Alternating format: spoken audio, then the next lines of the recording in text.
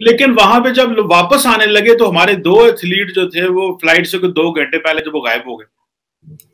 ये तारड़ साहब, ये क्या हमारे लोग जो एथलीट है जिनका मुस्तकबिल भी है, ये वो लोग भी बाहर जाना चाहते हैं कि उनको कोई पता नहीं है कि वो पाकिस्तान के पासपोर्ट पे आए हैं, सरकारी पासपोर्ट पे आए हैं, कौमी झंडा लेके आए हैं। और ये कभी वो हम सुनते हैं कि वो जहाज जाता है टोरंटो तो वहां पे जो हमारी एयर होस्टेस स्लिप हो जाती है, कभी कुछ इस तरह की चीजें। तो ये खासकर ये जो कॉमनवेल्थ में हुआ है, आप इसको क्या समझते हैं? ये मॉरल डिग्रेडेशन है सोसाइटी की, मुआशरा इतना मामलात खराब है कि हमारे स्पोर्ट्समैन भी अब स्लिप हो जाते हैं।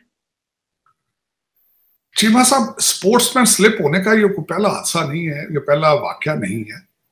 अमेरिका में रहते हुए मैंने कई दफा देखा कि आपकी जूनियर टीम, हॉकी की टीम आती थी, आधी आधी टीम ही ये रह जाती थी, क्योंकि मैं खुद अमेरिका में वॉशिंगटन डीसी हूं, मुझे पता होता था।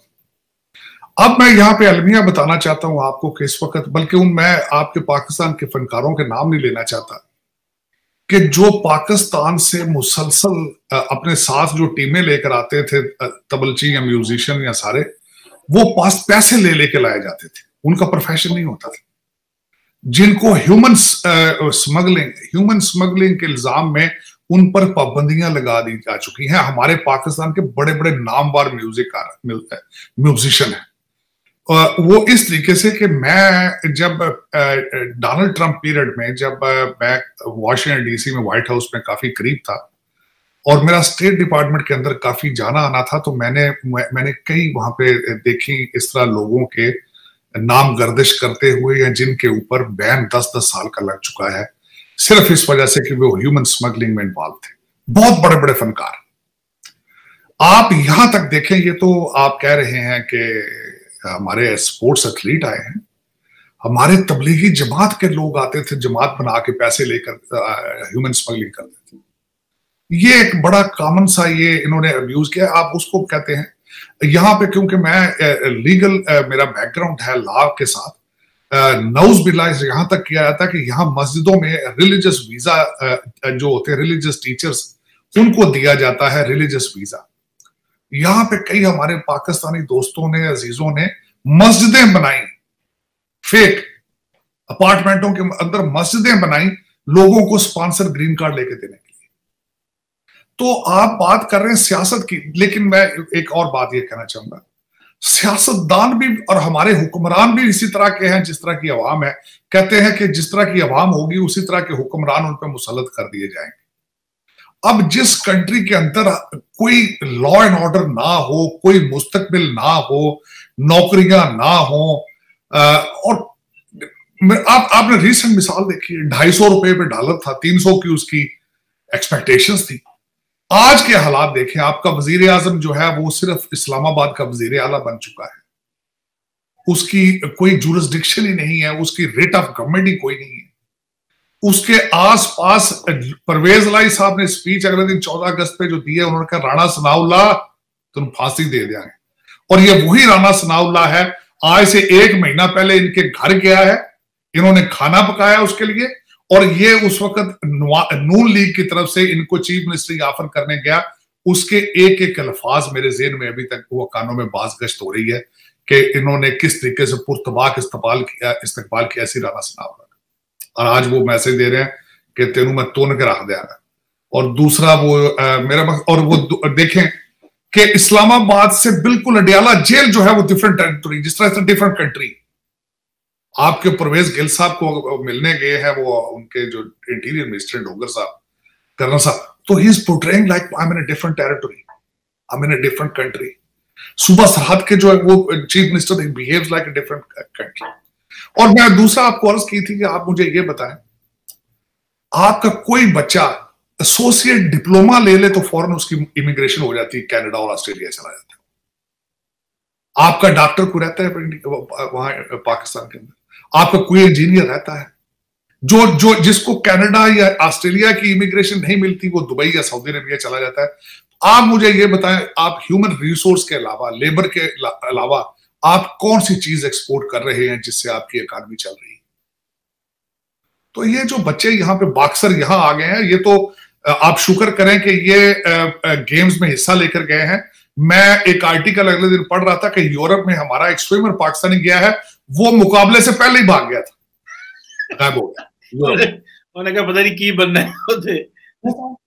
तो ये आप इसकी बात करते हैं, मैं तो मैंने शायद आपके सेगमेंट में कहा था कि मुझे एक डिप्लोमेट ने कहा था कि आपका प्राइम मिनिस्टर ने आखिरी पार्टी सरीना में की थी डिप्लोमेट्स की, तो मुझे प्राइम मिनिस्टर साइड पर जाकर उन्होंने कहा था मेरे बच्चों के वीजे आ रहे हैं एप्लीकेशन, तो वो लगा दें प्लीज।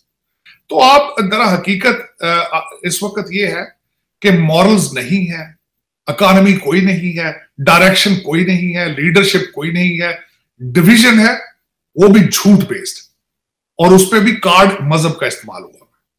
तो ये आगे वाले दर हकीकत मुझे I am not very hopeful about the future कि पाकिस्तान किसी राइट डायरेक्शन पे जा रहा है, कौन सेव करेगा। कौमों के ऊपर सख्त वक्त आते रहते हैं, लेकिन लीडर्स होते हैं जो उनको इस तरह के हालात से निकाल के बाहर ले आते हैं।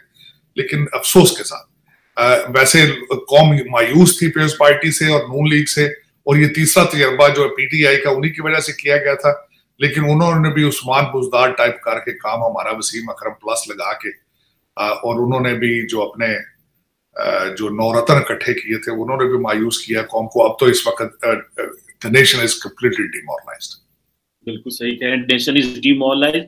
तार साहब, डिमोरलाइजेशन की बात हो रही है कि पाकिस्तान के जो, बल्कि आपने भी अपने ट्विटर पे ट्वीट की हुई थी, कल मैं देख रहा था कि जो पाकिस्तान के वजीर आजम है वो जो 14 अगस्त की तकरीब में थे, तो वहां पे कोई कल्चरल डांस, शायद उन्होंने नाम कल्चरल डांस था, कल्चरल प्रोग्राम था, लेकिन वहां पे डांस हो रहा था और खवातीन और वो कोई इतना, क्योंकि हमारा मुआशरा आपको पता है जिस तरह का एक कंजर्वेटिव सोसाइटी है, तो लोगों ने ट्विटर पे, सोशल मीडिया पे बड़ी जो है वो प्राइम मिनिस्टर की तनकीद की कि आप 14 अगस्त वाले दिन ये क्या देख रहे हैं, ये तो ऐसे लग रहा है जैसे पता नहीं कोई डांस कंसर्ट है, कोई मुजरा हो रहा है या पता नहीं क्या हो रहा है। तो तार साहब, 14 अगस्त वाले दिन क्या हमारी कल्चरल मिनिस्ट्री को, इंफॉर्मेशन मिनिस्ट्री को इतना भी नहीं पता कि वजीर आजम के सामने आपने किस तरह की चीजें पेश करनी है? एक तरफ कहते हैं हम इस्लामिक स्टेट हैं, दूसरी तरफ इस तरह की चीजें करते हैं। ठीक है, कंसर्ट होने चाहिए, हमारा ये मौकफ है कि कंसर्ट हो, जो अच्छे म्यूजिशियन आए, गाने बजे, सारा कुछ हो, लेकिन इस तरह की जो डीमोरलाइज होना कि जी डांस और मुजरे हो जाएं, और वो भी वजीर आजम के सामने में, आप नहीं समझते ये हमारी इंफॉर्मेशन मिनिस्ट्री की भी अखलाकियात कोई बहुत गिर गई? ये चीमा साहब, मुझे इतराज ये है कि अगर शहबाज शरीफ साहब को इस तरह के डांस देखने का शौक था तो अपने घर पे देख लेते, अपने खर्चे पे देख लेते, और उनको शौकीन, वैसे शौकीन मजाज है वो, और उनको चाहिए था घर में देख लेते। पब्लिक के खर्चे पे करोड़ों रुपए का खर्चा करके, मैं बताना चाहता हूं आपके, जिस मुल्क के फॉरेन रिजर्व $9 बिलियन और जो 90 बिलियन जो है उसका, वो उसके सर पे खड़ा, 21.3% इन्फ्लेशन रेट हो, अभी कुछ महीने नहीं, कुछ दिन पहले डिफॉल्ट होने से अभी बचा हो, उस कौम का वजीर आजम इस तरह के मुजरे डांस कराता है। और फिर उसके बाद जहां किया गया है उसका नाम है जिन्ना कन्वेंशन सेंटर, चलें छोड़े। खास शहबाज शरीफ साहब ने किसी की लिखी तकरीर पढ़ी, जाहिर है खुद तो वो माशाल्लाह वो इतने बड़े वो मुफक्कर नहीं है कि अपनी तकरीरें लिख लें। उन्होंने एक एक लफ्ज पढ़ के लिखा, 3-4 लफ्जों पे मुझे बड़ा उस पे था, जिन्होंने एचकन पहन के फरमाया कि हाँ, हम तरक्की नहीं कर सके 75 साल, हमारा तसलसल, हमारी रफ्तार और तवज्जो हम नहीं दे सके तरक्की में। एक चीज उन्होंने जो कही है, उन्होंने कहा इज्तिमाई कोताहियां हुई। मकसद उनका यह था कि सिर्फ हम नहीं है फ्रॉडी, सिर्फ हम डाकू नहीं है, पीपल्स पार्टी ने भी डाका मारा है, पीटीआई ने भी डाका मारा है, और सारे महकमे, सारे जो डिपार्टमेंट डाके मार रहे हैं। इज्तिमाई कोताहियों की डेफिनेशन ये है।